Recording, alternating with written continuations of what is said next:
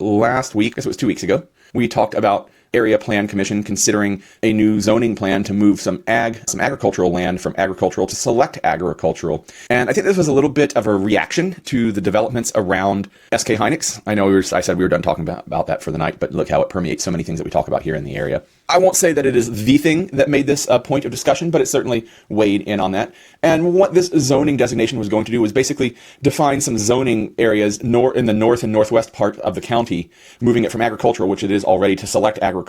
And this has to do with things like soil quality and productivity, and it's basically making sure that we help put some barriers, some guidelines around prime farmland that is most suitable for crop production in the future. Now, could rezoning be visited again in the future? Yeah, absolutely. But like I said, guardrails, not jail bars.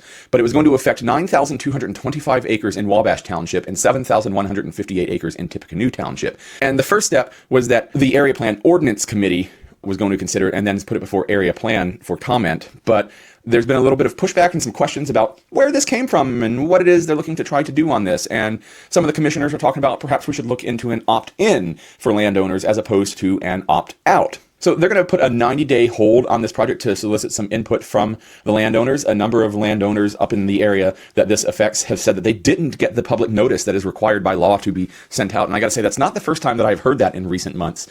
And as a fairly prolific user of the mail system, and I love the USPS, but we know that they have been faced with challenges over the last 5 to 10 years, some created by nature, some created by man, some created by government, or lack thereof, shall we say. I love the post office, but they definitely have had some challenges imposed upon them. So it's possible that sometimes the mail just isn't getting through, getting lost, or at least not getting through in a timely fashion. I've heard several times that people have not gotten notice of public hearings that are related to issues that have been sent to them. So anyway, they're going to put a 90-day hold on these hearings to find out, to communicate with the stakeholders a little bit more. And I think that's a good idea. I think generally the idea of what we're talking about here is probably good. I'm a big proponent for development. There's no doubt about that. I think you can go back and watch all of my content and nobody would mistake me for anti-development.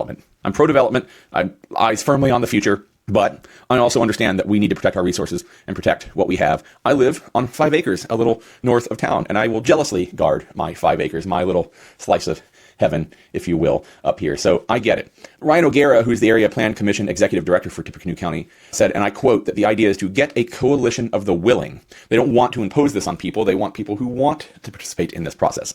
So we're going to follow along with this story in the next 90 days. So that's June, July, August, if it comes back up. And I think it will. I don't think it's dead. I'm not a fortune teller. I can't tell you the future for sure, but it feels like the sort of thing that we will talk about some more. And maybe it will pass. Maybe it won't. Maybe the landowners will be like, yes, this is for us. Maybe the landowners will be, yeah, we're good with how things are, because on balance, there's also property rights. I own this property. I can sell it. I can put a solar field on it.